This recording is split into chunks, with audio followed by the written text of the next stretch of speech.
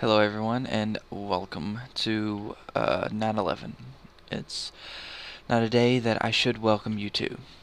13 years ago, I remember because I was staying home from school. I was sick.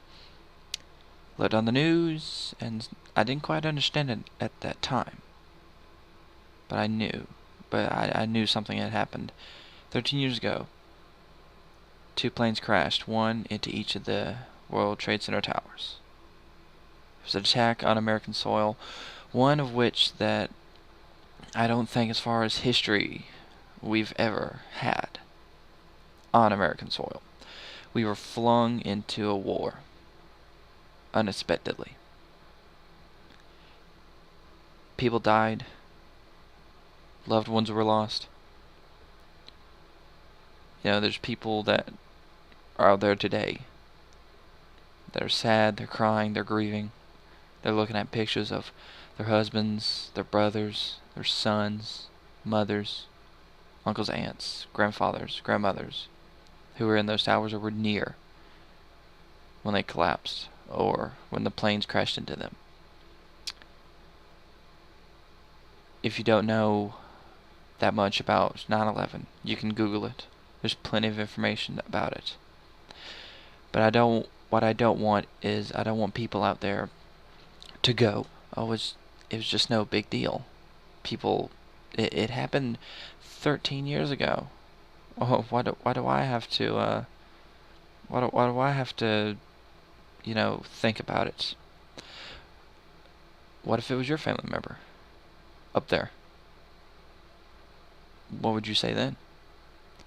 If it was your mother, your father, your husband, your wife, you would change your attitude. And if you didn't, I would just call you heartless. I haven't made a 9/11 vlog before, but I wanted to do it this time primarily because I wanted people to take time and reflect. We were attacked out of the blue. We were suddenly attacked and flung into a war. People have died, soldiers have died fighting for us because of 9/11. Ever since I've been alive, I was born in 93. I have never lived in a time without war. It's always been war. I would like for one day that I or my kids can live in a time without war. One of which you don't have to turn on the news and hear soldiers are getting killed, people are being bombed, people are dying. It sounds far-fetched, I know, but I think it's a goal that we could very well achieve. But knowing humanity, it may not be as easy as me just sitting here in front of the camera and telling you. I know it's not that easy. I'm not even going to try and sugarcoat it. It's probably near impossible, but it's not impossible. It's near impossible, probably, but not impossible. So as you go about your day on 9/11 or whenever you watch this, I want each of you out there to understand whether you were in the armed forces or if you're watching the news that day or if you've lost someone. Take time to reflect on this. We were attacked, and then we were flung into a war. But luckily, we have people out there that are willing to protect us, who are willing to lay down their lives for me, for you, for the guy next door. These soldiers, they're laying down their lives, they're risking their lives for people they don't even know. They don't have to, they choose to do this. So as you go about your day on 9/11, remember the people that were lost. Those people who won't get to see their kids grow up, graduate high school, college, get married. Just think about that. It's a sad thing, I know, but it's true.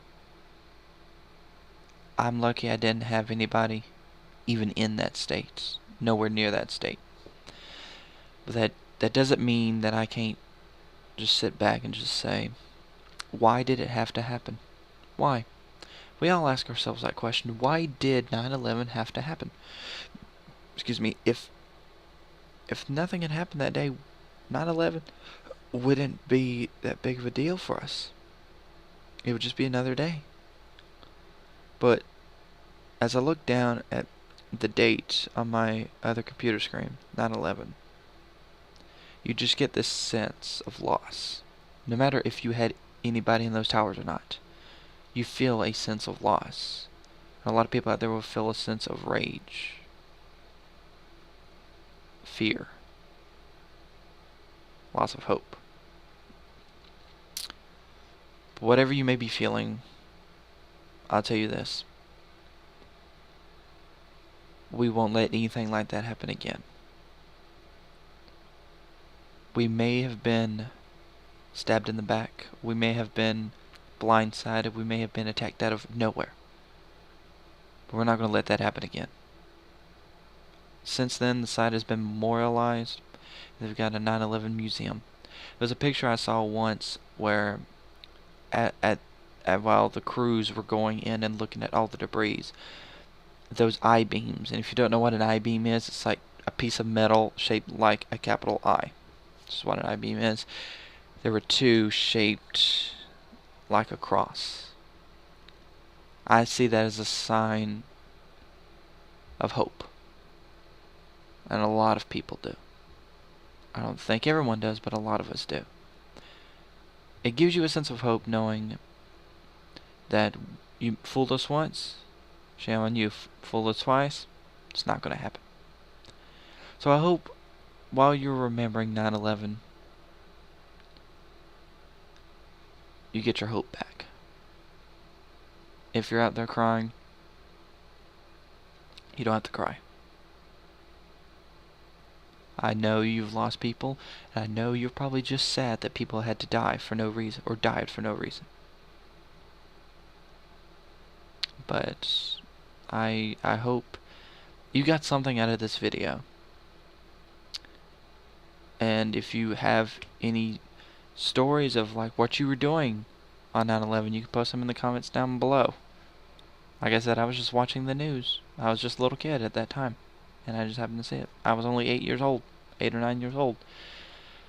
Like 8 going on 9. But thank you guys for watching this vlog. If you enjoyed it, please leave a thumbs up, a sub if you haven't already. Post comments down below if you want to, and I'll catch you guys next time.